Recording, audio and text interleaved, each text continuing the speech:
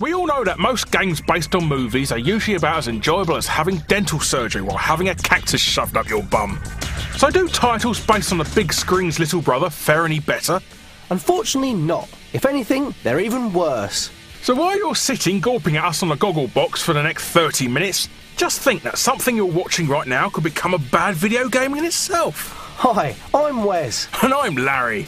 And we welcome you to the top 10 worst TV licenses. Not to be confused with the government's mandatory televisual licensing tax, but as in rubbishy games based on TV shows. I'll shut up now. Ladies and gentlemen, children of all ages, it's now time for Wes and Larry's Top 10!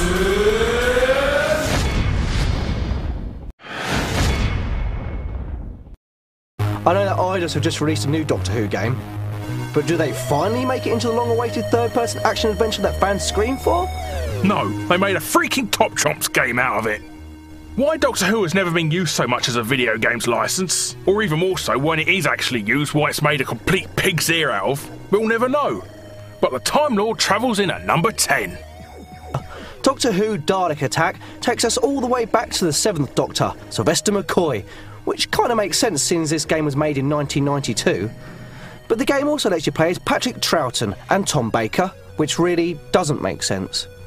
Now you'd think that Doctor Who would be an awesome licence for a video game, travelling through time and space and battling a huge plethora of the greatest villains in sci-fi history. But no. Admiral Software, no, we've never heard of them either, decided to wrap it around a story where Stephen Hawking, fearful... That's Davros. I don't know, I don't even watch the show. I'm telling you, it's Davros. Davros, then, fearful of humanity's technological progress, decides to invade Earth and turn it into a Dalek-making factory. As you do. And as all the hardcore Doctor Who fans will remember, it's based on that classic episode where the Doctor flew through the sewers in a flying shopping trolley, shooting bogies, and then travels to London to climb on roofs and collect copyrighted logos. Truly an all-time great. Look, he's even fighting Klingons in it. No, they're from Star Trek, not Doctor Who. I told you, I don't watch it! Look, but everyone knows they're from... Oh, hang on, you're right. Now, not only did Admiral surprise us with the fact that the Doctor now has the ability to travel into other sci-fi shows, we even learned in this game that Time Lords are also allergic to water. I bet even Russell T Davies didn't know that one. No wonder why he quit.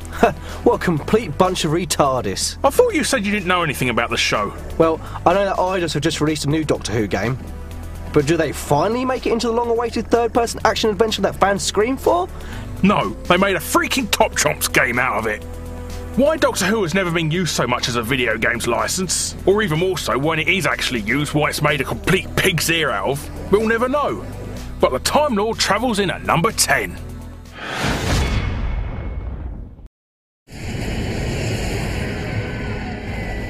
Next up is a game based on the iconic TV series Lost, a series which has caused every show to come out in the US since to be declared as a new Lost. Now, if like Larry, you hardly know anything about the Lost universe, it essentially focuses on a bunch of survivors of a plane crash who are stranded on a mysterious island where loads of weird things happen. And they happen slowly. Oh, so very slowly throughout each series. Slowly. The problem with the game is, if you've never watched the show, you've no freaking idea what's going on. That's not saying much, Larry. Even if you watch the show, you'll have no idea what's going on either.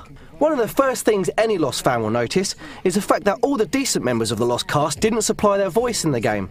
So you have to put up with some truly annoying voice acting, which really takes you away from the island. It's not just the voice acting though, it's the fact the actual game mechanics suck, as well as having some of the most boring and tedious gameplay we've had to endure for ages. The puzzles are not fun, and you often find yourself dying because you've gone down the wrong path. There's that annoying fetch-style stuff that was offered in games 10 years ago but everybody hates, and mini-games that rips off Pipe Dream. And just like the show, you'll also endure flashbacks, where basically you see something that happened in the past, and you couldn't care less what happened to this guy because he's not really part of Lost. Who is he then? He's not from the show? No, he's just some cruddy random character they created so it didn't interfere with their precious universe, but could still make them money from die-hard fans who want to experience everything. Even dire games based on TV licenses? It appears so, yeah. The thing is, people are always saying how great the show is, but this game didn't do anything but put me off. And that's probably the biggest problem with the game. It's nothing but something for die-hard fans. It completely bypasses so many important aspects of the show. Get to the hatch in the game, and those who don't watch it will think, so what? So add to the fact that die-hard fans of Lost don't like it, the poo puzzles, the annoying game mechanics like getting stuck into invisible objects, and the worst monster in history. Don't talk about the monster. Do you know what that thing can do? What, some black smoke? What's it gonna do? Give me lung cancer? Now you've done it. It's going to come after us. Lost comes in at number 9. Now run!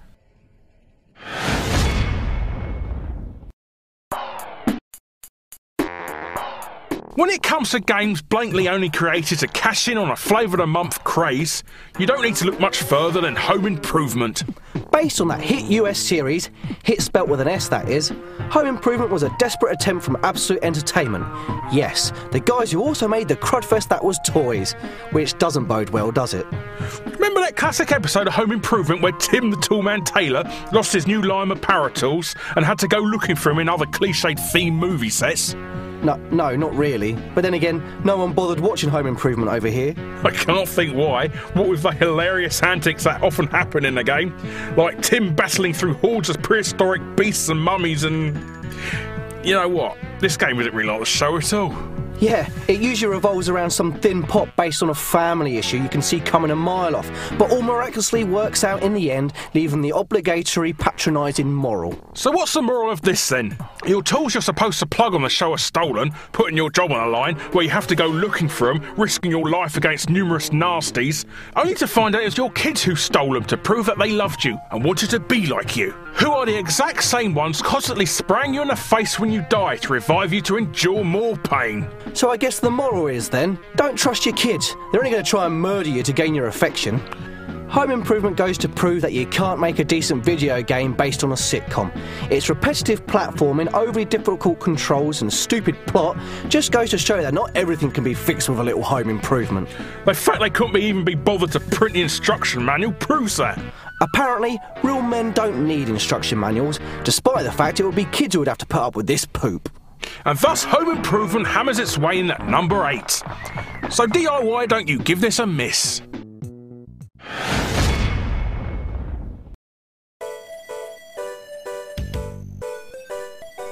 Struth, Charlie, those pommies have made a game of our antics. I've told you already, Larry.